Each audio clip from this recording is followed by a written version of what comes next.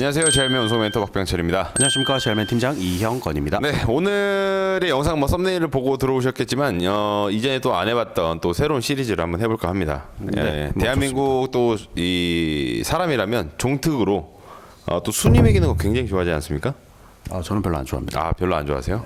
근데 제가 이제 그 순위 매기는 게 항상 영상에 조회수가 잘 나오더라고요. 그래서 그래요? 그거를 초보자분들을 먼저 기점으로, 왜냐면 저희 영상 중에 보면 그 최저가 트럭도 이제 그 같은 톤수, 같은 재원에서 이제 탑으로 가격이 가장 비싼 모델이 이거다 했던 시리즈가 사실 영상 조회수가 굉장히 잘 나왔거든요. 근데 이게 그런 부분들이 입문하신 분들은 사실 이 초보자분들 같은 경우에 정보를 찾기가 쉽지가 않습니다. 그리고 그렇죠. 그 정보가 맞는지도 모르겠고 이런 부분들로 해서 저희가 좀 속 시원하게 얘기해 줄 수 있는 부분이 있지 않을까 해서 제가 온갖 사이트에서 그 질문 관련된 유형의 글들을 엄청나게 많이 봤습니다. 그래서 이런 질문들이 좀 많이 있었고 요건 살짝 덜 있었지만 많이들 물어보시는구나 했던 것들을 총 10개 정도 뽑아왔고요. 요 10개 제외하고서도 몇 가지가 더 있는데 그건 후반부에 다루도록 하겠습니다.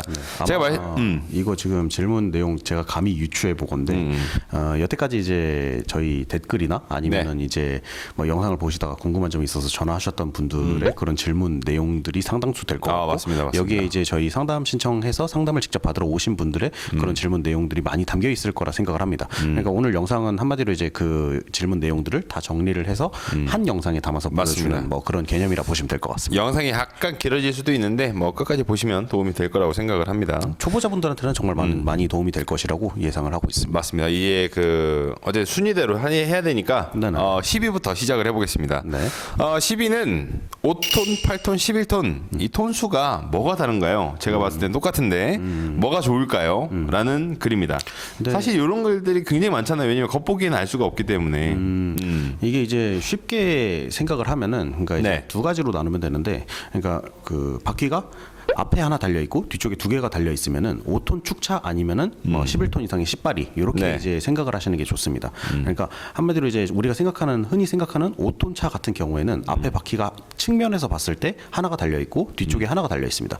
여기에 이제 추가적으로 위아래로 움직일 수 있는 축을 장착하는 것을 5톤 축차라고 합니다. 그래서 그 5톤 축차에서 나오는 톤수는 이게 6.5톤이 될 수도 있고 7.5톤이 될 수도 있고 뭐 8.5톤, 9.5톤, 외제차인 경우에는 10.5톤. 요즘에 이제 파비스 같은 경우에는 뭐 11.5, 13톤까지도 인증이 나기 때문에 여기서 이제 톤수로 따지는 건 사실상 의미가 없고 그래서 5톤 축차 그리고 이제 완성된 10발이 차량 요 두 가지로 보시는 게 가장 좀 편하지 않을까 이렇게 생각을 하고 있는데, 그러면은 5톤 차에다가 축을 붙여서 나오는 게 5톤 축차면은 11톤 이상의 차량들은 어떻게 나오냐? 애초에 제조사에서 앞에 바퀴가 하나, 그다음에 뒤에 바퀴가 두 개가 달려 있는 모델을 11톤 이상의 10발이 이런 모델이라고 보시면 될 것 같습니다. 그럼 질문에 대한 답을 해주세요. 뭐가 좋냐고.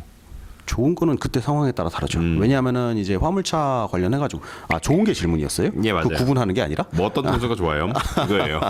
좋은 거는 제가 이제 누누이 말씀드리지만 화물차는 그 짐에 따라서 이제 화물차의 톤수를 결정하는 거기 때문에 어떤 짐을 싣고 다니냐에 따라서 5톤 축차로 갈지 아니면은 11톤으로 갈지 이렇게 보시면 될 것 같은데 5톤 축차 같은 경우는 이제 상대적으로 봤을 때 11톤보다는 마력수가 조금 덜 나가고, 그리고 이제 파비스 현대차를 예시로 들어서 설명드리자면은 파비스 같은 경우에는 이제 프레임이 중형 프레임이 들어갑니다. 근데 이제 11톤 이상의 모델 같은 경우에는 액션트로 이제 올라가기 때문에 그때는 이제 대형 프레임이 들어갑니다. 한마디로 이제 내가 좀 무거운 짐이나 아니면은 좀 이제 많이 실어야 되는 그런 짐들 같은 경우에는 11톤 차를 보시면 될 것 같고, 가벼운데 부피가 큰 짐들은 이제 5톤 축차가 주로 담당해서 많이 움직인다라고 보시면 될 것 같습니다. 대표적인 예시로 이제 뭐 택배짐 같은 경우는 5톤 축차면 충분히 가능하고요. 근데 이제 그 이상의 무게를 가진 짐들 같은 경우에는 11톤 이상의 차가 필요하다. 이렇게 정리를 할 수 있겠습니다. 맞습니다. 뭐 근데 대략적으로 보게 되면은 톤수가 높아서 나쁠 건 없다고 저는 생각을 합니다. 그렇죠. 다만 이제 그 차량이 톤수가 올라간다라고 하면은 그만큼 가격이 비싸지니까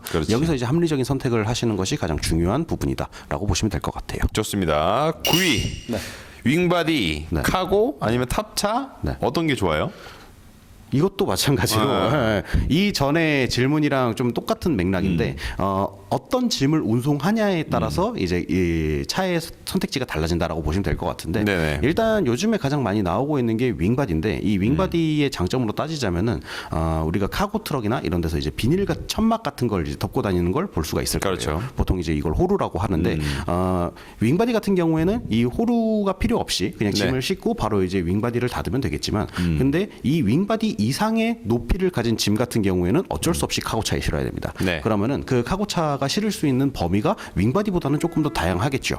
그래서 내가 어떤 짐을 싣고 어떻게 움직이냐에 따라서 카고를 할지 윙바디를 할지 결정이 난다라고 보시면 될 것 같고 네네. 여기에 이제 탑차 같은 경우에는 주로 많이 쓰이는 게 냉동이나 냉장 이런 부분에서 많이 쓰인다라고 보시면 될 것 같아요. 네네. 왜냐하면 탑 같은 경우에는 뒤쪽으로만 짐을 뺄 수 있습니다. 네. 그래서 그 안쪽에 이제 내가 뒤쪽에 조금 더 수월하게 짐을 빼기 위해서 조르다라는 그런 비슷한 개념을 설치를 하는데 이게 이제 레일 같은 걸 까는 거예요. 그래서 짐을 좀 안쪽으로 수월하게 넣고 바깥쪽으로 네. 수월하게 빼고. 근데 일반 짐을 탑차로 운반한다. 그러면은 굉장한 이제 그 비효율성이 효율성이 좋지 않겠죠. 그렇죠, 그렇죠. 효율이 굉장히 좋지 않기 때문에 네. 이 탑차 같은 경우에는 이제 냉동짐이나 냉장짐 우리가 흔히 생각하는 뭐 이제 아이스크림이나 아니면 뭐 얼음 이런 것들을 운반한다 그러면은 냉동 탑차가 굉장히 수월하게 움직일 수가 있고 이 일반 그 좀 차가운 제품이나 이런 것들은 이제 윙바디로 움직이기에는 마찬가지로 효율성이 굉장히 좋지 않다. 그래서 짐의 종류에 따라서 내가 어떤 차를 선택할지가 결정이 된다라고 정리를 할 수 있겠습니다. 맞습니다. 간혹 그 분양하는 업체들 보면 네. 이제 탑차가 가격이 더 높다. 네. 그래서 고급 인력이다. 네. 뭐 그래서 운송료를 더 챙겨준다. 이런 헛소리들을 하는데 사실 그것과는 전혀 무관한 내용이라고 보시면 근데 탑차가 될것 같습니다. 운송료가 더 높은 건 맞아요. 왜냐하면 그렇기는 한데 봐봐 네. 따지고 보면은 일의 종류가 또 그렇게 많지도 않아. 그것도 사실 그렇죠. 카고에 비해서는 또 그런 부분들이 있기 때문에 저는 또이또이라고 봐요. 뭐 예. 비슷한 개념인데 애초에 그리고 냉동 탑차를 제대로 제작하면은 윙바디 가격의 2.5배 이상이 들어갑니다. 그래서 당연히 이제 냉동 탑차는 단가가 셀 수밖에 없지만 내가 말씀하신 대로 짐의 종류나 뭐 이런 것들이 윙바디나 카고에 비해서 훨씬 덜하기 때문에 차량 선택할 때 냉동 탑차를 한다 그러면은 짐을 확실하게 보고 다니는 것을 가장 중요시 생각하고 있다라고 보시면 될 것 같습니다. 네. 8위는 월 평균 수입이 어떻게 되나요? 입니다. 정말 대중업죠. 너무 추상적인데 이게 네. 초보자분들이 하는 질문이 보통 이렇습니다. 그러니까는 뭔가 아직 모르시기 때문에 대략적으로 이건 어떻게 되는 거지라고 그냥 물어보시는 게 종류가 가장 많아요. 화물차에 대해서 처음부터 설명을 드리자면은 화물차는 일단 지입제가 가장 우리나라에서 많이 운영이 되고 있고 이 지입제라고 하는 것은 내가 내 물건 내 소유의 차량을 가지고 소득을 내는 일을 지입제라고 이제 이야기를 하는데 그렇죠. 보통 이제 개인 사업자를 내고 지입제를 진행을 합니다. 우리가 뭐 어디 회사에 귀속되어 있다거나 아니면은 내가 월급을 받는 월급쟁이가 아닌 이상은 전부 다 이제 본인이 그 다니는 만큼 수익이 난다라고 보시면 될 것 같은데 네.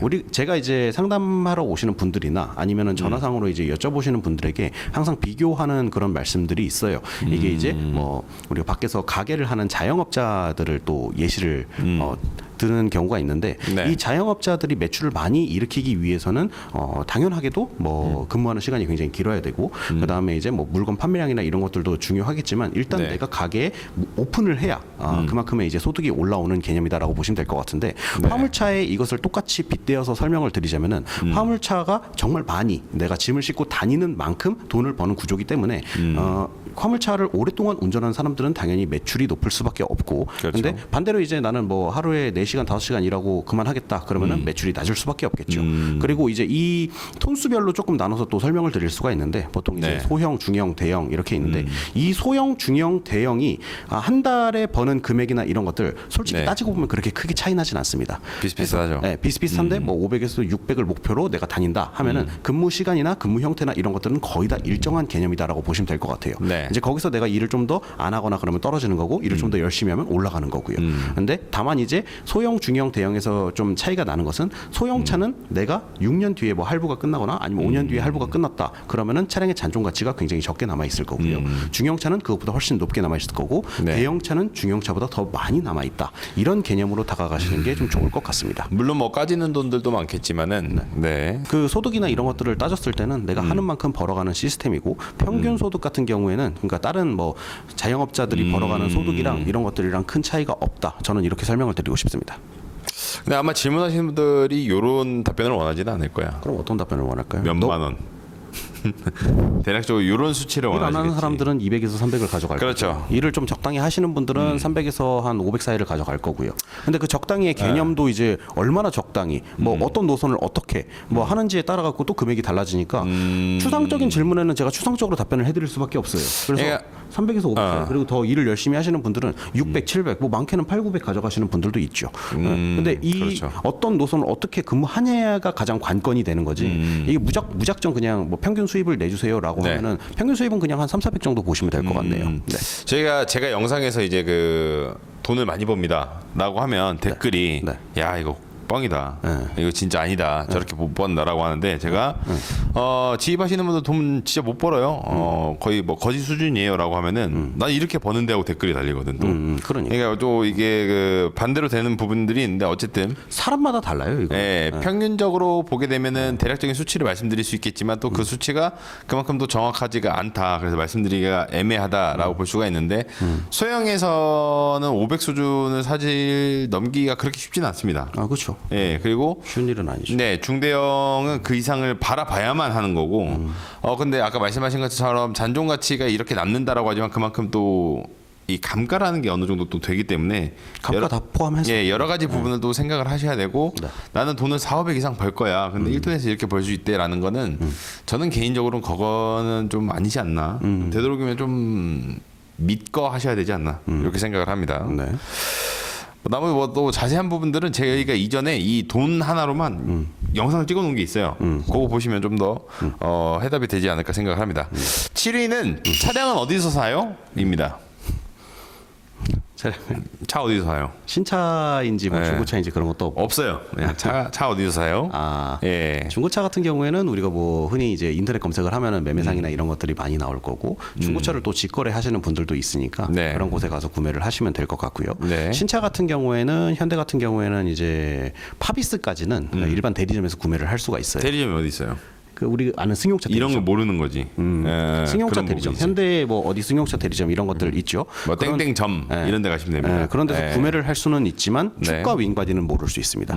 왜냐하면은 이제 축과 윙바디는 이 카마스터라고 하죠. 그 현대에서 담당하시는 분들이랑 같이 얘기를 하다 보면은 네. 축이 왜 달려야 되는지 윙바디가 왜 달려야 되는지 모르시는 분들이 많아요. 그러니까 그분들은 말 그대로 그냥 차만 파시는 거죠. 그렇죠. 차만 팔. 근데 만약에 나는 이제 축과 윙바디를 조금 더 자세하게 소개받고 싶다라고 하시면은 현대에서는 뭐 상용차 대리점이 따로 있을 거고 그 대우 같은 경우에도 이제 그 판매 네트워크 가 따로 이제 인터넷에 올라와 있어요.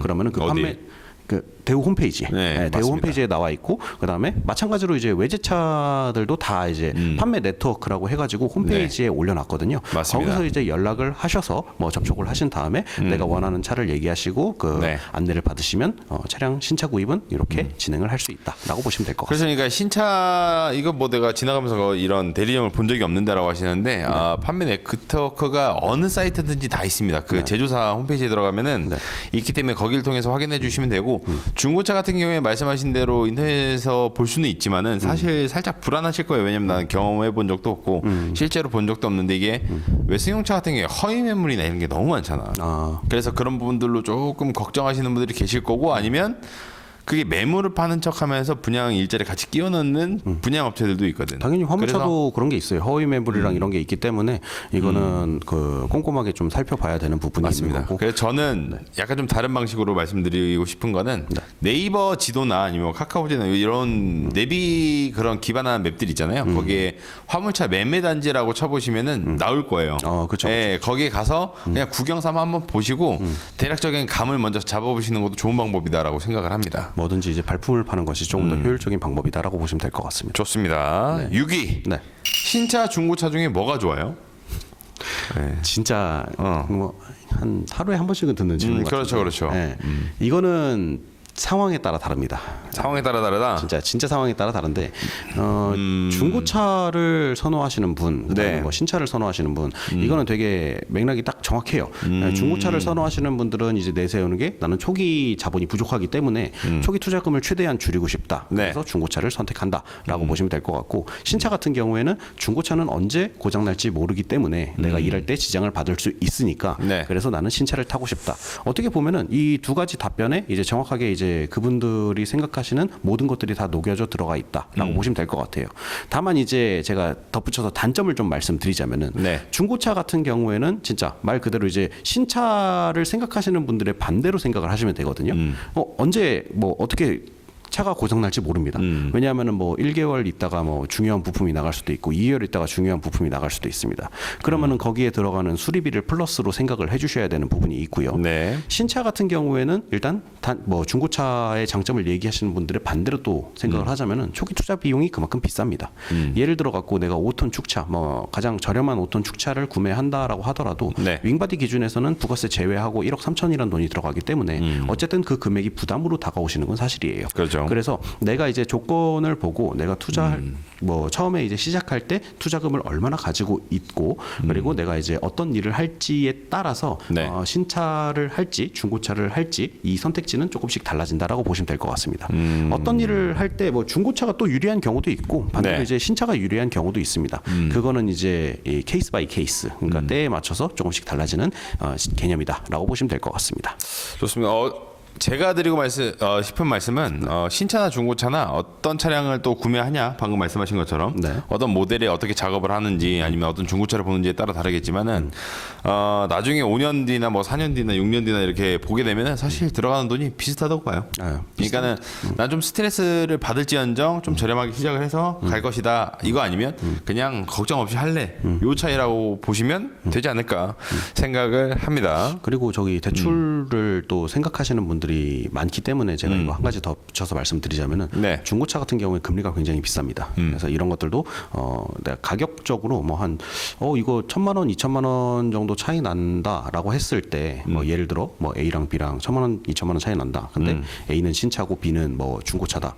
흔히 이제 우리가 지금 25년이니까 25년식 신차 말고 뭐 23년, 24년 이런 중고차들 같은 경우에는 금액대가 굉장히 높게 책정이 되어 있는 걸 볼 수가 있어요. 근데 여기다가 이제 금리를 잘못 붙이게 되면은 네. 오히려 신차보다 할부금이 더 비싼 경우가 종종 그렇죠, 생깁니다. 그렇죠. 그래서 이런 것들을 주의하시길 바라겠습니다. 좋습니다. 5위 네. 콜바리 네. 그리고 지입제 어떤 걸 선택을 해야 될까요? 요거는 제가 이제 흐름이랑 그다음에 차주분들 이야기하는 거 들어보고 그다음에 이제 뭐 인터넷상의 내용이랑 제가 여기저기 많이 다니잖아요. 네. 이제 특정 업체나 아니면은 이제 뭐 고속도로 휴게소에서도 제가 뭐 인사를 받아본 적도 있고 그분들이랑 잠깐 이야기를 나눠 보면은 정확히 반반이에요. 콜바리를 선호하시는 분 반, 네. 지입제 선호하시는 분 반. 자 그러면은 이제 여기도 마찬가지로 이제 장단점이 있겠죠. 그렇죠. 그 장단점을 좀 파악을 해보자면은 네. 먼저 콜바리를 하시는 분들은 내가 좀 자유롭게 시간을 쓸 수 있다. 그리고 단가가 괜찮다. 이 두 가지를 이제 대표적인 장점으로 또 들고 들어갑니다. 단가가 괜찮다. 네. 왜냐하면은 콜바리를 하시는 분들 같은 경우에는 내가 땜빵식으로 들어가는 경우가 많아요. 그렇지. 땜빵식으로 들어가게 되면은 뭐 예를 들어 A에서 B까지 운송하는데 한 10만 원 정도가 나온다. 근데 갑자기 그 차가 빠졌기 때문에 네. 콜을 부를 수밖에 없어요. 그러면은 콜바리를 하시는 분들은 거기에 한 10% 20% 단가를 더 받고 들어갈 수가 있다. 이런 맞습니다. 장점을 얘기를 하시고요. 네. 반대로 이제 그 지입제 같은 경우에는 이 지입제는 언제나 고정적인 내가 운송 뭐 계획이 있다. 이렇게 보시면 될 것 같아요. 그리고 뭐 A에서 B까지 가는데 10만 원을 받는데 이걸 매일 같이 할 수가 있는 거예요. 이걸 매일 같이 할 수가 있고 네. 여기에 이제 추가적으로 지입제 같은 경우에는 내가 돈 받을 걱정을 안 해도 돼요. 제대로 된 원청사에 들어가서 근무를 한다라고 하면은 콜바리 같은 경우에는 여기 A에서 돈을 받고 B에서 네. 돈을 받고 C에서 돈을 받고 이런 것들을 모두 다 생각을 해야 됩니다. 근데 지입제 같은 경우에는 A, B, C를 모두 다 통합해서 내가 한꺼번에 이제 계산을 해주기 때문에 세금 네. 계산서도 한 장만 발행하면 되고 돈 받는 데는 걱정이 거의 안 들어간다. 걱정을 안 해도 된다. 이렇게 이제 지입제 하시는 분들은 그런 것들을 좀 더 장점으로 부각시키기도 합니다. 그래서 평균적으로 보면은 그게 정확한 말씀이세요. 예, 정리가 깔끔하게 된 거고 네.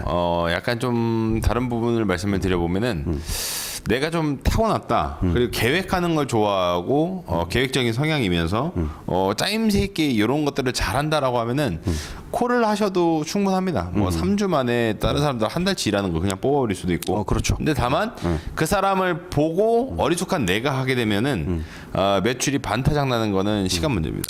네, 그런 경우들이 있고. 그래서 좀 단점을 덧붙여서 설명을 드리자면은 콜바리를 하시는 분들 같은 경우에는 은근히 스트레스를 많이 받습니다. 왜냐하면은 이 콜바리가 이제 경기에 가장 직접적인 영향을 받는 직군이기 때문에 그렇지. 예를 들어 그 뭐 짐이 좀 많을 때는 당연히 네. 이제 그 콜로 이제 나오는 운송 운송도 굉장히 많아지는데 근데 경기가 안 좋아지면 안 좋아질수록 콜로 나오는 물량은 굉장히 줄어듭니다. 그렇죠. 원래 기본 물량도 지입제 차주분들이 해주셔야 그렇죠, 되니까. 그렇죠. 그래서 맞습니다. 이제 경기의 영향을 가장 심각하게 받는 부분이기도 하고 네. 여기에 이제 추가적으로 아까 이제 그 지입제는 한꺼번에 돈을 받는다고 얘기했지만 콜 같은 경우에는 돈 받을 때도 일일이 신경을 써야 됩니다. 그래서 뭐 내가 여기서 이제 어떻게 한 달에 한 번 운송하는 곳에 돈이 안 들어왔다. 그럼 그쪽에 본인이 직접 전화를 해서 네. 돈을 받아야 되는 상황이 있는 거고 여기에 이제 이런 업체가 뭐 한 10군데, 20군데가 된다. 그럼 그걸 일일이 다 이제 전화해서 받아야 되는 불편함이 또 생긴다라고 보시면 될 것 같습니다. 그러니까 뭐 돈적으로 한 번 더 또 다른 얘기를 해보자면은 이제 콜 운송 단가가 좋아요, 뭐 지입제로 해서 하는 게 좋아요라고 물어보시면은 사실 운송 단가라는 거는 지입제가 기본적으로 높습니다. 예, 왜냐하면은 지입제에서 안 되는 나머지 것들이 나오는 거기 때문에 그러면은 당연히 담당자 입장에서는 뭐 10만 원짜리를 8만 원으로 먼저 내려서 부르겠죠. 그럴 아까 수도 말씀하신 있어요. 대로 네, 맞아요, 땜빵치로 올라가면 12만 원, 14만 원 올라가는 거고. 네, 맞아. 근데 이걸 초보자가 구분할 수 있냐? 절대 없습니다. 네, 맞아요. 그래서 똥집만 차고 다니다가 나는 뭐 매출이 이렇게 나왔네 저렇게 나왔네 얘기하는 경우들도 많기 때문에 그런 개념을 잡고 생각을 해보시는 게. 그러니까 뭐 지입제가 좋다, 콜이 좋다, 저희가 지입을 하니까 지입이 무조건 좋습니다라는 건 아닙니다. 자기한테 성향에 좀 더 맞는 쪽으로 가시는 게 맞지 않을까 생각을 해요. 이게 제가 이제 콜 하다가 뭐 땜빵에서 금액이 올라갈 수도 있다라고 얘기를 했는데 만약에 이제 시중에 화물차가 많고 운송할 짐이 없다 그러면은 단가는 당연히 내려갈 수밖에 없습니다. 네. 그래서 뭐 예를 들어 갖고 10만 원짜리 짐인데 원청사 입장에서 그 화주 입장에서 공장 입장에서는 오늘 안 가도 상관이 없어. 그러면은 10만 원짜리를 일단 5만 원에 올리고 봅니다. 당연하지. 5만 근데 원에 누가 올리고 잡아줘? 그러면 땡큐. 그렇지. 누가 잡으면은 땡큐고 6만 원, 7만 원 이렇게 안 잡히면은 6만 원, 7만 원 올라가겠죠. 근데 그게 10만 원까지 올라올 일은 거의 없다. 왜냐하면은 이제 배고픈 사람들이 직접 그 짐을 채가기 때문에 이런 경우도 콜바리의 단점이라고 얘기할 수 그래서 있습니다. 그 커뮤니티 같은데 보면은 이제 뭐 그런 열받아 있는 차주분들이 있어. 많죠. 예. 야, 너네들이 화물차 시장 다 죽인다부터 해가지고 똥찜 제발 좀 잡지 마라. 우리가 화주 애들 뭐 배불려 주는 거다. 아닙니다. 화주는 아무렇지 않아요. 그냥 가만히 있는 것뿐인데 서로 경쟁하다 보니까 이게 그렇게 시장 되는 겁니다. 경쟁의 논리가 지금 고지고대로 적용이 됐다라고 보시면 될 것 같아요. 어쨌든 네, 요거 좀 길게 말씀드렸는데 4위는 지입 사기가 많다고 해서 걱정입니다. 어떻게 하죠? 요거는 제가 말씀을 드릴 수 있는 건 저희가 그 관련된 영상이 완전 50개는 됩니다. 그래서 그런 거 보시면 되는데 이거를 제가 4위에 올리면서 요건 내가 말을 해야 되겠다라고 했던 게 지입 사기가 많다고 하는데 걱정입니다. 사실 걱정만 한다고 해결되는 건 아무것도 없습니다. 이게 직장인도 아니고 사실 사업자이기 때문에 맞아. 제가 전화를 하고 현장에서 누군가를 만나보고 제가 이제 그 화물운송 자격증을 따러 가는데 이제 그 시험장 같은 데도 가서 얘기를 듣다 보면 좀 답답한 부분이 이거 사기 당할 것 같아. 어떻게 하면 사기 안 당해요? 라고 하기보다는 땡땡 물류 혹은 뭐 GR맨 여기 사기 업체예요. 물어보는 경우가 많아요. 그럼 제가 거기에 대해서 답변을 드려도 제 말은 또 신뢰성이 있나요? 아니거든. 제가 또 법은 아니잖아요. 그렇다 보니까 이 지입사기 업체인가요보다는 지입사기는 안 당하려면은 이 근본적인 얘네들이 어떻게 해서 사기를 치는지 이런 부분을 파악을 하시는 게 더 좋을 것 같습니다. 그래서 저희 영상 말고도 나머지 영상들도 많고 다른 곳들 영상들도 많고 글들도 많습니다. 그래서 종합적인 부분들로 해서 같은 이야기를 하는 부분이 어딘지 이런 부분들을 내가 조금 공부를 하루만 투자하더라도 저는 가능할 거라고 봐요, 사실. 이 영상에서 제가 얘기를 간략하게 남겨드리자면은 지입 사기는 크게 두 종류가 있습니다. 첫 번째로는 일단 그 차량에 관련된 사기. 그렇지. 그러니까 직접적으로 이제 차량을 비싸게 판매하는 행위 여기에 이제 포함이 될 수가 있는 거고 네. 두 번째로는 일자리 사기가 있을 수 있어요. 그래서 내가 예를 들어 A에서 B까지 운송하기로 했는데 내가 일을 시작하고 나니까 갑자기 그 일이 없어진다거나 아니면은 이제 뭐 그 일이 변동이 된다거나 내가 과자를 싣고 다니기로 했는데 물을 싣고 다닌다던가 이런 식의 이제 사기가 해당이 될 수가 있는데 네. 사실 이제 이제 이 첫 번째, 두 번째 사기를 따지고 봤을 때 두 번째는 내가 좀 피할 수 있어요. 왜냐하면은 내가 차를 정가로 샀으면은 내가 그냥 짜증나서 나 여기서 일 안 해. 다른 곳으로 간다거나 뭐 그렇지. 이게 가능한 부분이 있는데 네. 일단 그 초보자 입장에서 봤을 때는 첫 번째 그 차량 금액에 대한 사기를 피하는 것이 가장 급선책이다라고 보시면 될 것 같아요. 그러면은 이제 이 차량 금액 같은 경우에는 저희가 유튜브에도 지금 많이 올려놨고 네. 그리고 이제 최저가 트럭이라고 하는 것들도 진행하고 있고 네. 화물차는 그 어디 가서도 금액이나 이런 것들을 중고차 제외하고는 많이 볼 수가 없습니다. 근데 이제 저희 유튜브에서는 또 볼 수 있다는 유튜브 깨알 홍보도 좀 하고 어찌됐든 저희 유튜브에서 저희 글을 홍보를 해.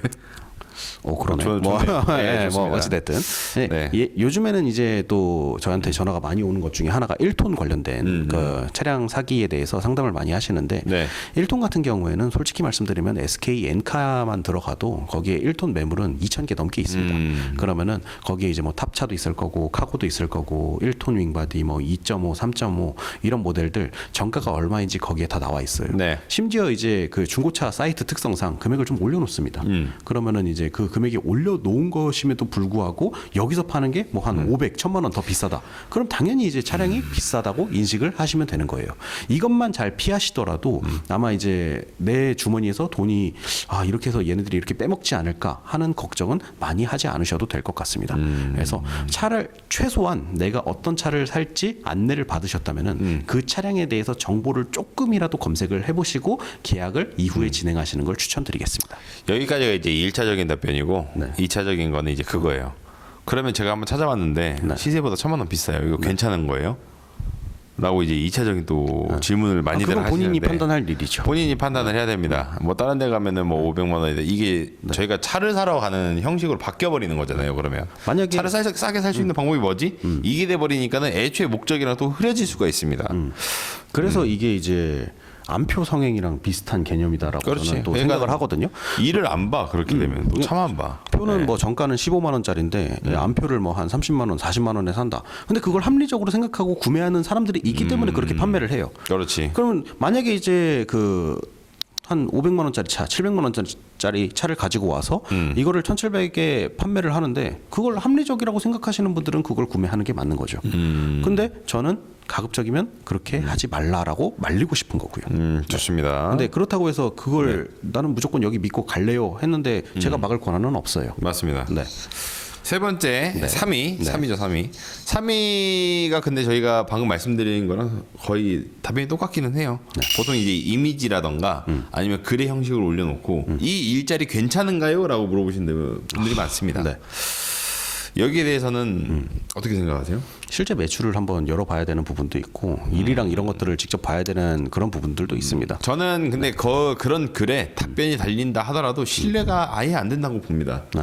왜냐면 그 분들이 예를 들어서 뭐 내가 일을 해봤어. 내가 편의점 일을 해본 사람이야. 근데 이 사람이 편의점 글을 올렸다 해서 이 사람이 일하는 센터에서 같은 브랜드에서 일을 해본 것은 아니기 때문에 그리고 그 노선을 안 해봤잖아요. 그렇죠. 예를 들어서 저는 경기도 하남에서 해. 여기서 서울에서 해.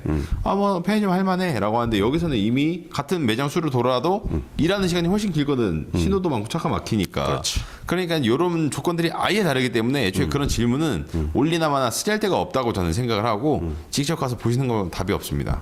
그리고 이제 간혹 가다가 그 매출이랑 이런 것들을 많이 올려두잖아요. 근데 그 매출에다가 자세하게 그 매출 내역서를 적지 않는 경우가 상당히 많아요. 네. 부가세가 포함이 되어 있는지 안 되어 있는지, 유가 보조금을 포함시켰는지 안 시켰는지. 애초에 유가 보조금을 매출에 포함하는 것 자체가 제가 봤을 때는 좀 틀려먹은 광고 방식이기 때문에 네. 그래서 뭐 유가 보조금이나 이런 것들을 제외하고 그리고 심지어는 이제 뭐 물대비나 이런 것들도 붙여가지고 뭐 매출이랑 이런 것들이라고 얘기를 하는 경우도 있는데 그 이제 잡다한 금액을 모두 다 붙이게 되면은 당연히 이제 내가 다니는 뭐 회사의 급여나 아니면은 이제 내가 다니는 뭐 운송 단가보다 훨씬 더 비싸게 보일 수는 있어요. 근데 막상 들어와서 보면은 이게 내가 했던 거랑 거의 똑같은데라고 생각하시는 분들이 많기 때문에 이런 것들을 조금 더 자세하게 뜯어볼 수 있는 좀 능력이라고 해야 되나? 근데 이제 능력이라고 하기보다는 일단은 현장을 가셔갖고 직접 네. 판단을 하시고 직접 일하시는 분들에게 이야기를 들어보시고 판단하시는 걸 권장드리겠습니다. 좋습니다. 네. 그 대망의 2위. 네. 2위는 일자리는 어떻게 찾아보면 되나요? 근데 요거는 제가 생각을 해봐도 네. 내가 초보자다라고 하면은 조금 많이 걱정되는 부분이기는 해요. 아, 그럼요. 네, 어떻게 찾아보면 될까요? 왜냐하면은 이제 초보자분들 같은 경우에는 내 일자리를 찾고 차를 샀는데 일자리가 없어지면 낙동강고 오리알이 돼버리니까 그렇지. 네, 그런 부분들이 있어갖고 고민을 많이 하실 것 같은데 일단은 얘가 아까 그 신차 중고차인가요? 그거 네. 답변할 때 발품 많이 팔라고 말씀드렸잖아요. 여기저기 다녀보시는 게 가장 우선적으로 좋지 않을까 그렇게 생각을 합니다. 왜냐하면은 이게 자영업자분들 아니 일단 어떻게 찾아? 예를 들어서 알바 천국이라던가 여기에서 검색하시는 분들이 은근히 많고 그쵸, 구직 사이트에서도 검색하시는 분들이 많은데 아마 이제 뭐 사람인, 인크루트, 뭐 잡코리아 이런 데들은 그런 게 잘 없을 겁니다. 왜냐하면 거기는 사업자 형식으로 올릴 수가 없어요. 그래서 알바 천국이나 알바몬 이런 데다가 알바 형식으로 해서 글을 올릴 수는 있는데 그런 식으로 해서 그런 글들을 많이 보시거나 아니면 이제 블로그라던가 이런 부분들은 상당히 날짜가 좀 지나 있는 경우들도 있고요. 그렇죠. 그래서 톤수랑 일자리를 같이 검색을 해보시고 뭐 요즘에는 근데 유튜브나 이런 데 워낙에 많으니까 네이버나 뭐 그런 데서 전체적으로 보셔서 비슷한 톤수들이 맞춰지잖아요. 그렇죠. 그럼 약간 좀 그 노선이나 코스도 이것도 중요하고 어떤 짐을 실을지도 중요하겠지만 벌이 수준이나 이런 것들을 보고 너무 과장된 것들은 일단 제외를 하고 너무 적은 거라던가 중간치 정도 되는 것들을 보시고 방금 말씀하신 것처럼 하나하나 다 찾아봐야 됩니다. 찾아가 봐서 얘네들이 말하는 게 맞는지 내가 봤던 일자리가 갑자기 없어지고 다른 걸 또 설득을 하지는 않는지 그렇죠. 이런 부분들을 보시면서 선택을 하면 좋지 않을까 생각을 합니다. 네. 대망의 1위입니다. 오. 1위. 네. 가장 많아요. 화물업을 해보고 싶은데 네. 기사 자리가 있을까요? 있죠. 요게 네. 1번입니다. 예, 1위요, 1위. 가장 많아요. 아, 답변이 너무 단순했구나. 예. 그래서 있죠. 있는데 이제 문제는 그거야. 이게 왜 기사 제가 이제 보고 나서 느꼈던 거는 그거예요. 기사 자리를 이 사람이 왜 찾을까? 일단 첫 번째로는 내가 화물업을 해야지. 나 이제 운전면허를 가지고 있으니까 화물업 해봐야 되겠다. 아 근데 기사 자리가 있나? 라고 생각하시는 분들은 난 없다고 봐. 네. 애초에 개념이 없는 거잖아. 저는 커뮤니티의 영향을 많이 받았다고 생각을 해. 그러니까 난 초보자인데 일을 어떻게 좀 찾을까요? 혹은 뭐 이제 가입 인사를 했어. 그런 경우에 댓글이 보통 대부분이 기사부터 타보세요. 기사부터 해봐라. 이런 식으로 나오는데 저는 그거는 너무 무책임한 발언이다라고 생각을 합니다. 이 사람이 원하는 벌의 수준이라던가 일의 형식이 어떨지 모르는데 그냥 냅다 그냥 기사부터 그냥 해봐라라는 건 또 그것도 문제가 있을 것 같고 그렇다고 지입부터 하라거나 뭐 콜바리를 무조건 해보세요라는 건 아니지만 기사 자리를 하겠다라고 하면은 여기에 대한 단점이 뭐가 있을지 위험성은 뭐가 있을지 이런 부분들을 알고 해야 된다라는 얘기입니다. 어떤 것들이 있을까요? 좀 특징이? 글쎄요. 일단 좀 뭐 대략적으로 정리를 해주시긴 했는데 제가 봤을 때는 그러니까 이제 제 의견을 말씀드리자면은 덧붙이는 게 아니고 제 의견을 말씀드리자면은 네. 일단 기사를 하겠다라고 마음 먹으신 분들 같은 경우에는 화물 운송업에 대해서 아무런 이제 그 시스템이나 이런 것들이 내 뇌에 박혀 있지 않기 때문에 직접적으로 해봐야 된다 이렇게 네. 생각을 하신 분들이 많을 거예요. 네. 근데 이게 이제 어떻게 보면은 기사를 한다는 건 내가 뭐 경험을 해본다는 개념일 수도 있겠지만 좀 책임 회피의 가능성도 조금 있죠. 왜냐하면은 내가 한 달이나 두 달 정도 일하고 마음 편하게 그만둘 수 있으니까. 이걸 반대로 얘기하면은 지금 그 기사 자리를 구하는 법인 업체들이 있기도 네. 하고 없기도 합니다.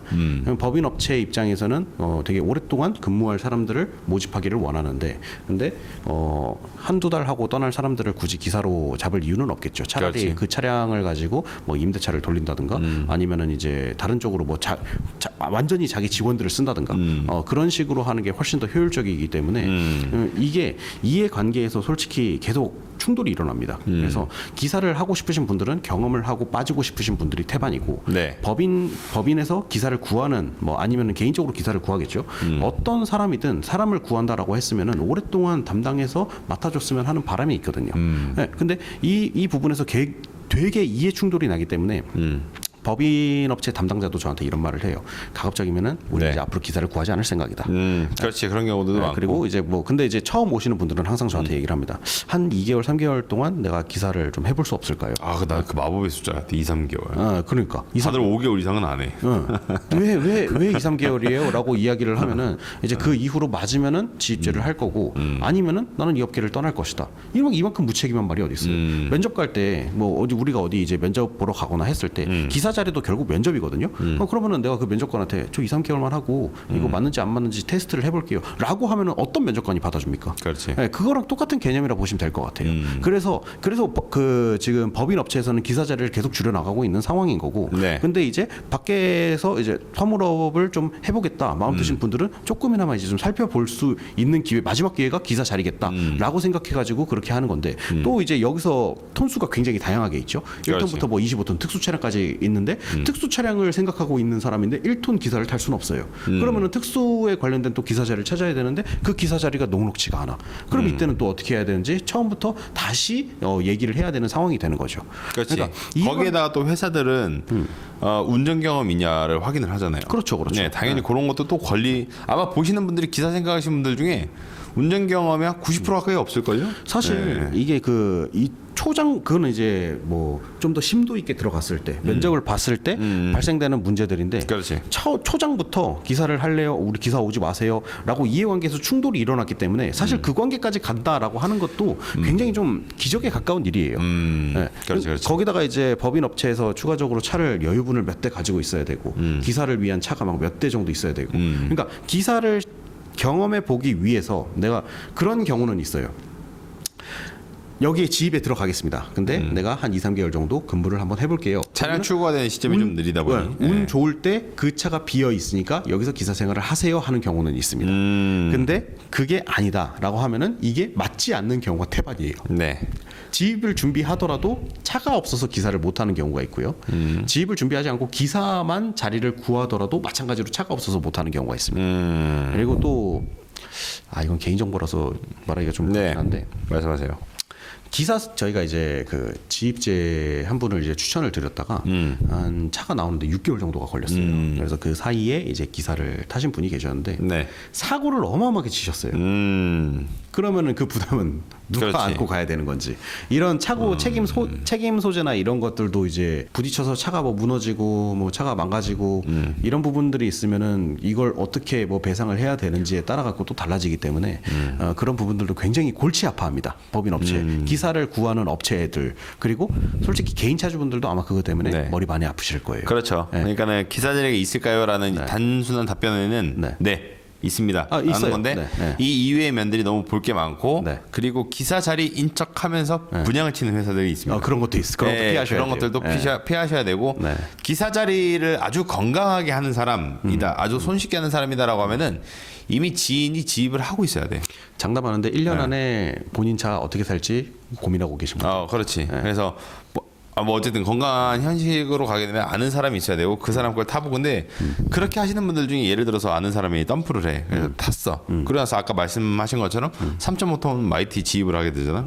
아무짝에 소용이 없어. 그렇지. 그런 부분들도 덜어 있기 때문에 어쨌든 종합적으로 보고 판단을 하시는 게 좋지 않을까 생각을 합니다. 그래서 계약 전까지 신중하게 결정하는 것이 필요합니다. 좋습니다. 기사 경험을 할 때가 그렇게 많지 않기 때문에 네. 결국에 이제 화물차를 좀 시작하기 위해서는 지입제를 생각을 하셔야 되는데 그 지입제를 결정하기 전까지 볼 수 있는 것들을 웬만하면 다 보셔야 된다. 이렇게 이야기를 해드리고 싶습니다. 좋습니다. 그래서 어쨌든 1위부터 10위까지 해봤고요. 네. 요거 말고도 조금 간간히 올라오는 질문들이 있어서 그것도 제가 살짝 한번 넣어보겠습니다. 네. 첫 번째는 면허증은 뭐가 필요할까요? 운전면허증이랑 화물운송 자격증이 필요합니다. 면허증은 자기 톤수에 맞게. 네. 근데 이왕이면 시작할 거면 그냥 대형 따세요 무조건. 대형 그냥 따는 게 1톤 하다가 제일 그만 편하긴 둘 합니다. 거라고 하더라도 그냥 가지고 있어서 나쁠 건 없습니다.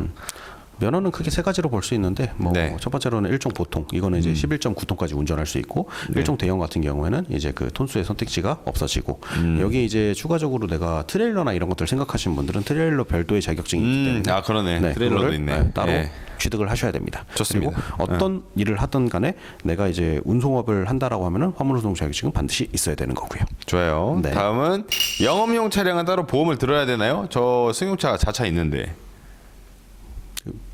네. 무슨 질문이에요? 뭐 승용차 보험을 영업용까지 다 하겠다? 이 차도 있는데 여기서 그냥 뭐 조항을 넣으면 안 되나? 안 됩니다. 그러니까 영업용 이 넘버에 대한 그 개념이 아예 없으신 거니까. 예. 영업용 보험 같은 경우에는 이 기존에 들어가는 보험이랑 조금 다르게 적용이 되거든요. 이게 이제 우리가 흔히 자차 승용차를 보험을 든다라고 했을 때 크게 보장되는 부분이 한 세 가지 정도로 볼 수 있습니다. 네. 첫 번째로 내 차에 대한 보장을 또 받을 수가 있고 두 번째로는 대물, 내가 망가뜨린 어떤 물건에 대한 배상 이런 것들 볼 수 있고 그리고 책임, 네. 내가 누군가를 다치겠다 그러면은 이제 그 책임 보험의 소재를 볼 수가 있는데 화물차 보험 같은 경우에는 물론 자차 보험도 있어요. 근데 통상적으로는 자차 보험이 안 들어갑니다. 그렇죠. 왜냐하면은 우리가 이제 자차 보험 생각할 때 우리 승용차 1억 이상 되는 승용차를 타시는 분들이 아마 좀 드물 거예요. 뭐 이제 비싸 봐야 뭐 한 5천, 6천 있을 수도 있지. 아 당연히 있을 수 있죠. 근데 그렇게 많지는 않을 거죠. 많으려나? 많을 수도 있어. 대한민국 좀 부자야. 내가 못 타서. 네, 맞아요. 근데 어찌됐든 그 정도 이제 금액을 간다라고 승용차가 그 정도 금액의 자차를 들어간다라고 하면은 이것도 6, 700이 나옵니다. 근데 화물차 같은 경우에는 일단 기본적으로 뭐 중형 톤수 이상으로 봤을 때는 아까 부가세 제외하고 1억 3천이라고 제가 말씀드렸죠. 이것부터가 이제 자차를 들어가게 되면 보험료가 굉장히 비쌀 수밖에 없죠. 그렇죠. 그래서 이 중대형 화물차 같은 경우에는 일단 첫 번째는 자차가 빠집니다. 자차가 빠지고 대신에 대인하고 대물보험하고 그다음에 이제 책임보험 이런 것들은 이제 똑같이 들어가요. 다만 여기서 이제 추가되는 부분 중에 하나가 적재물 보험입니다. 그래서 내 뒤에 실린 짐들, 그러니까 내가 운전을 잘했어요. 내가 운전을 잘했는데 그 짐이 혼자서 이제 뭔가 문제가 날 수가 있고 뭐 어디서 이제 좀 쏟아질 수도 있고 결박을 잘못해서 좀 문제가 생길 수 있는 그런 가능성. 네. 이럴 때 이제 그 하차장에서 딱 봤을 때 짐에 문제가 생겨서 내 차는 괜찮은데 짐에 좀 문제가 있다. 그럼 그때는 적재물 보험으로 배상을 받으셔야 됩니다. 그래서 이거는 개인적인 그 승용차 보험과 영업용 화물차 보험의 개념은 조금 다른 개념이다라고 보시면 될 것 같고 절대로 승용차 보험이 포함할 수 없는 보험 중에 하나가 적재물 보험이다라고 보시면 될 것 같습니다. 저희 이런 뭐 보험이나 영업용 넘버 관련해서 또 따로 영상에 올려놨으니까 그걸 보시면 좀 더 자세한 답변이 되지 않을까 생각을 합니다. 네. 그리고 택배 너머로 콜을 잡아도 되나요? 라는 질문도 있어요. 내가 이제 택배를 시작해서 배 너머를 받았는데 이걸로 이제 중간에 비는 시간이 있어서 절대 하시면 다른 안 콜을 됩니다. 잡아도 되냐? 네. 이거 잡혀갑니다. 예. 아바사자 번호판이 괜히 따로 있는 게 아닙니다. 네, 맞습니다. 네, 괜히 돈 주고 괜히 임대료 주고 그 돈 쓰는 거 아니에요. 네, 절대 예. 하시면 안 돼요. 좋습니다. 그래서 택배 배 넘버 같은 경우에는 진짜 말 그대로 택배를 하기 위해서 있는 번호판이지 네. 이걸로 이제 다른 쪽에서 수익을 올렸다라고 하면은 이거는 확실히 문제가 될 수 있습니다. 좋습니다. 이게 기존에 이제 다니시는 아바사자 번호판 달고 다니시는 분들은 굉장히 억울하겠죠. 왜냐하면은 배 번호판은 공짜로 나오는데 내가 굳이 뭐 개별 번호판 특히 이제 용달 번호판이 지금 제일 비싸거든요. 1톤에 들어가는 용달 번호판이 지금 한 2,900에서 2,950 정도 하고 있거든요. 이런 것들 때문에 2,950만 원을 주고 달았는데 남들이랑 똑같은 일을 공짜로 번호판 받은 사람과 한다. 그러면은 이제 굉장한 문제가 또 일어날 수 있습니다. 용납이 되지 않아. 네. 네, 맞습니다. 그래서 배는 무조건 네. 택배만 진행을 한다라고 보시면 될 것 같습니다. 좋습니다. 그 다음은 유튜브 알선 업체들 믿을만 한가요? 믿고 걸으라는데 저희죠. 저희 이야기입니다. 일단 제가 이 글을 찾아보면서 조금 이제 저는 아무래도 GR맨에 소속된 사람이잖아요. 저는 이제 약간 좀 불쾌했다라고 볼 수가 있는 게 일단 방문해보지도 않고 와보지도 않고 믿고 걸으시면 됩니다. 이건 도대체 어떤 기준으로 이 사람을 뭐 끌어나갈 것도 아니면서 판단하라고 하는 건지 이해가 안 되고 그 다음에 깨끗한 척 엄청 한다라는 말이 은근히 있더라고 우리한테. 우리가 근데 더러운 척을 할 수는 없잖아요. 그렇지 않습니까? 그렇지. 네. 더럽지 않지 않나? 네. 야, 우리 한 3,000, 4,000 좀 뜯을 건데 이거 가릴 거야라고 하는 것도 아니고. 아니 이건 좀 억울한 게 우리가 영상에다가 화물차 금액하고 이런 것들 다 올려놨죠. 다 올려놨는데 그 이전까지 저희가 올리기 전까지 그 어떤 곳에서 화물차 가격을 받아볼 수 없었어요. 딜러 판매 네트워크나 아니면은 뭐 다른 쪽으로 연결하기 좀 직전까지는 자신감이 있네. 당연하지. 그래? 왜냐면 그래요. 승용차는 홈페이지 들어가면은 그 금액대가 얼마인지 옵션 사항 얼마인지 하면은 다 보여줄 수 있어요. 그렇지. 근데 화물차는 그 어떤 홈페이지를 들어가도 공개를 안 해놨어. 결국 우리가 최초야. 이거 지금 목숨 걸고 하는 거예요. 만약에 제조사에서 뭐라 하면은 저희 다 내려야 돼요, 그거. 한 제조사에서 말한 적은 있죠. 있지. 네. 맞습니다. 그러니까 이거 들어와가지고 근데 우리가 이걸 부드럽게 넘겼기 때문에 다른 사람들한테 기준점이 될 수가 있고 이렇게 이 이상의 금액으로 갔을 때는 좀 의심을 해봐라 이렇게 얘기를 네. 하는데 우리 보고 더럽다? 그러면 기분이 나쁘지. 뭐 더러울 수는 있어 생긴 게. 그거는 내가 또 할 말이 없지. 그거는 깨끗한 척을 할 수밖에 없어요. 왜냐면 저희도 장사하는 사람이거든 결국에는. 그럼. 근데 이제 판단은 보시는 분들이 하는 게 맞죠. 그러니까는 예를 들어서 저희 글이 아니야. 그냥 뭐 A 물류에 가려고 하는데 여기 괜찮은가요는 그것도 저는 참 그 질문이 올바르지는 않다고 생각을 해. 예, 직접 가서 보시고 왜냐면은 거기에 댓글로 저는 뭐 화물 30년을 하고 있는 사람인데 거기는 가시면 안 됩니다. 그럼 안 갈 거야? 그것도 아니야. 뭐 내가 3살짜리 애는 아니잖아요. 저희가 다 성인이지 않습니까? 약간 직접 보고 판단을 하셔야지. 그 느낌 같아. 뭐? A마트, B마트가 있는데 네. A마트의 물건이 저렴하니까 그렇지. B마트에 가서 A마트 저렇게 파는데 왜 우리 맞아. 근데 또 이게 뭐 저희 입장에서는 살짝 기분이 나쁠 수 있겠지만 반대로 또 기분이 좋기도 했습니다. 왜냐면은 그만큼 이제 저희가 또 인지도가 올라왔다는 뜻이기도 하니까. 나쁜 쪽으로 올라가면 안 돼. 당연히 나쁜 쪽은 아니겠지. 근데 그건 뭐 저희 그래, 저랑 그러니까는- 계약했던 그 고객분들한테 전화해가지고 뭐 해명하는 그렇죠. 통화 내용만 올라가도 뭐 괜찮죠. 뭐. 예, 믿고 걸러라. 네. 믿고 걸으셔도 되고. 네. 저희 더럽습니다. 이렇게 마무리하겠습니다. 전 아닙니다. 네. 여기 그 네. 화면 기준에서 그러니까- 제 옆에 계신 분은 더러울 수 있겠는데 저는 아닙니다. 보세요. 저희가 사기꾼일 수도 있고 다른 곳이 사기꾼일 수도 있어요. 난 아닌데요? 그리고 간혹 그런 분도 있어. 나이가 좀 있으신 분들이 야, 얼굴 까고 유튜브 하는데 믿을 만하지. 아닙니다. 얼굴 까는 사기꾼들도 많아요. 그러니까 판단은 애기가 아니잖아요. 본인이 뭐 3살 5살 애기 아니지 않습니까? 어린이집 가는. 그러니까 성인이기 때문에 본인이 직접 판단을 하세요. 남에게 맡기지 말고. 그렇다고 그 사람 내가 뭐 연락처를 받는다는 둥 아니면 뭐 그냥 닉네임밖에 모르잖아. 그 사람한테 내 인생을 던져 놓을 수는 없지 않습니까? 그렇게 살아오지도 않으셨을 거고. 그래서 그렇게 좀 보시는 게 맞지 않나 생각을 합니다. 요즘에 이제 제가 뭐 정보를 찾으면 찾을수록 느끼는 건데 진짜 정보 과포화의 시대예요. 여기서 이제 잘 골라내는 게 중요한데 네. 그래도 제가 뭐 여기 저희 같이 하는 지알맨이 하는 거는 언제나 이제 그 정보 과포화의 시대 속에서 적어도 장난질은 하지 말자. 네, 그 목표를 하나를 딱 세워두고 있기 때문에 뭐 그 주변에 들러붙는 뭐 당연히 이제 좋으신 분들도 옆에서 이제 기웃거릴 수도 있겠지만 근데 날파리가 붙을 수도 있어요. 저는 그렇게 생각을 합니다. 네, 그래서 저희한테 뭐 시비를 거는 사람들도 많았고 그다음에 많지. 이제, 업체들도 있었고 예. 너네들 때문에 뭐 어쩌고저쩌고 하는 그런 사람들도 있었는데 예. 그거는 뭐 저희가 다 묻어가니까. 근데 그 중에서 이제 가장 많은 될 말이 것 같아요. 그거야. 이제 뭐 얘네 깨끗한 척하면서 그 돈을 안 받는 것처럼 하는데 가면은 뭐 이렇게 저렇게 얘기하고 자기네들 얼마 받는다고 얘기한다. 그럼 저희는 뭐 비영리 단체가 아니니까요. 네. 네. 봉사단체가 아니지 않습니까? 근데 이제 그 돈이 합리적인지 아닌지를 보여드리는 거고, 그렇지. 다른 업체가 이렇게 돈을 받는데 저희는 거기에 반타작밖에 안 됩니다를 실질적으로 보여주려고 하는 거고, 그런 부분이라고 보시면 됩니다. 네. 마지막은 마지막 질문은 은근히 중간중간마다 있는 건데, 지금 화물업계 괜찮은가? 네, 들어갈 만한가? 아니면 들어가지 말아야 되나? 라는 거였습니다. 경기는 1980년도 이후로 좋았던 적이 단 한 번도 없습니다. 그렇죠. 그러니까 뭐 글 찾아보시면 그런 거 많을 거예요. 뭐 10년 전에 운임 단가가 지금 똑같네, 어쩌네 이런 말들 많을 겁니다. 그거는 정확하게 말씀드릴 수 있는 게 16년도에 뭐가 나왔는지 아세요? 뭡니까? 콜이 처음 나왔습니다. 그때 단가가 한번 바닥으로 갔어요. 네. 갈 수밖에 없지. 네. 그리고 나서 올라온 게 지금 상황이에요. 네. 그래서 이거는 확실하게 말씀드릴 수 있어요. 물론 이제 저도 이것 때문에 정보를 좀 찾아봤거든. 운임 단가가 10년 전이랑 똑같습니다. 사실 맞지 않습니다. 약간 상승을 했어요. 근데 물가 상승률 대비해서는 거의 없는 수준이야. 없는 수준이라서 체감이 안 되는 것뿐이지 운송료가 똑같았다는 아닙니다. 오르기는 아주 미미하게 아주 개미 똥꼬냥만큼 오르고 있어요. 그렇죠. 예.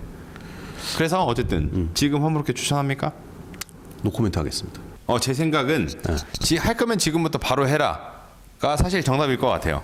그러니까는 뭐라고 해야 될까 이게 뭐 이야기하는 거에 따라 당연히 다르겠지만 결과적으로는 할부가 끝난 시점을 최대한 빨리 땡겨야 되는 거잖아요. 그렇지. 그래서 할 거면은 물론 경기가 좋든 안 좋든 빨리 시작을 해서 할부를 빨리 털어내는 게 순익적으로 많이 남아 도니까 그럼 경기가 약간 안 좋아지더라도 순익이 계속 유지가 될 거 아닙니까? 그런 식이라고 보시면 될 것 같아요. 확실히 그 자동차 이제 화물차 매출에서 가장 큰 부분을 차지하는 게 첫 번째가 유류비고 두 번째가 이제 네. 화물차 대출이기 때문에 그 대출 부분을 빨리 없애는 만큼 당연히 이제 고소득으로 올라가는 길은 조금 더 빠르게 형성이 된다. 그렇죠. 뭐 그러니까 엔간한 뭐 25톤이다. 뭐라고 하면 내가 풀대출을 신차로 많이 받았다라고 하면은 사실 할부금이 아무리 못해도 3,400원 되잖아요. 그렇죠. 그런 부분이 순이익으로 치환이 되는 거니까 그렇게 생각하시면 되지 않을까 생각을 해봅니다. 그래서 오늘 1위부터 10위까지 초보자분들이 가장 많이 하는 질문을 해봤고 이외에 5가지 또 간간히 물어보는 것들 물어보시는 것들을 좀 다뤄봤습니다. 그래서 요런 그 탑10 시리즈를 저희가 한번 계속 해볼까? 반응이 좋으면 생각을 해요. 그러니까는 제가 라이브 때도 말씀드렸던 게 이제 사기당한 사람들이 가장 많이 하는 말 탑10 해보겠다 이랬었는데 네. 그때 채팅으로 사실 반응이 나쁘지 않았거든. 오 재밌겠다. 이렇게 차주분들이 말씀해 네, 주시고 그건 확실히 좀 재밌겠네요. 예. 맞아요. 예, 그런 식으로 얘기해도 되고 뭐 이외의 것들도 다뤄도 되니까 요 영상 보고 반응 보고 한번 생각해 보겠습니다. 좋습니다. 그래서 열렬한 호응 부탁드리겠습니다. 좋습니다. 뭐 영상이 너무 길어지니까 여기에서 마무리를 하고요. 네. 다음에 또 재밌는 영상으로 찾아오도록 하겠습니다. 지금까지 지하면 운송원 멘터 박병철이었고요. 지열맨 팀장 이형건이었습니다. 감사합니다.